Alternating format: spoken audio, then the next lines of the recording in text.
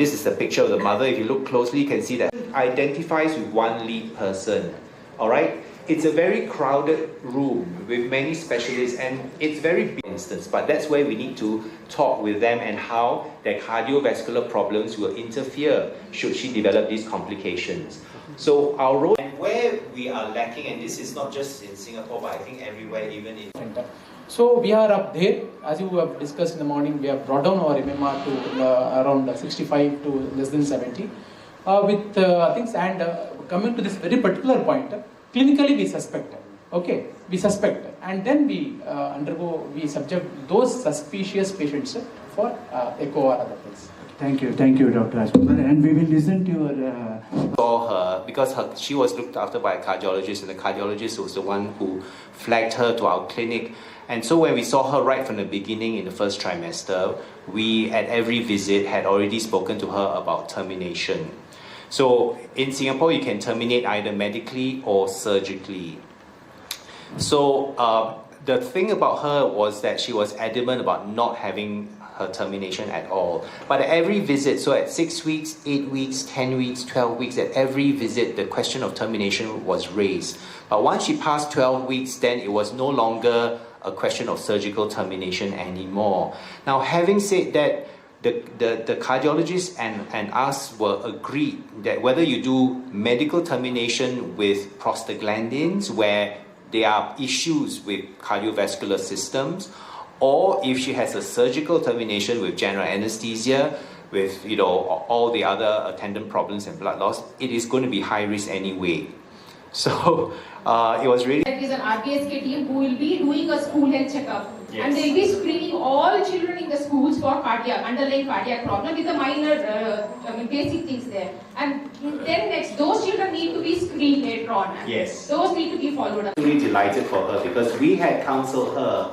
We had counseled her when things turned back at 26 weeks, and we said, look, you're so unwell now, you can barely lie down, can barely lie down. We have to deliver and bring this pregnancy to an end because your heart cannot take this pregnancy anymore.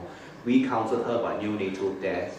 We counseled her about long-term and permanent disability from delivering a 26-week-old. So in a way, it's also kudos to our neonatology team for their, their hard work and all that.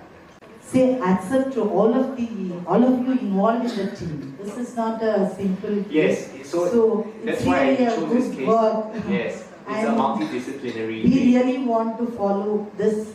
Not now, maybe after a few times. I think it's an aspiration that we should all aim for. Yes, absolutely. Thank you. Divisional Joint Director, and you think of happening right, in the near future. Wish you all the best. And thank you very much for that wonderful presentation. Thank you for asking me. Bondits.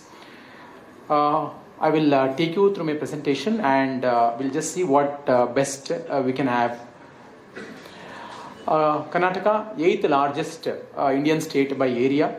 It comprises nearly 5.83% of the land area, and the 9th largest state in terms of population. This is the tone for the MOU was because of this.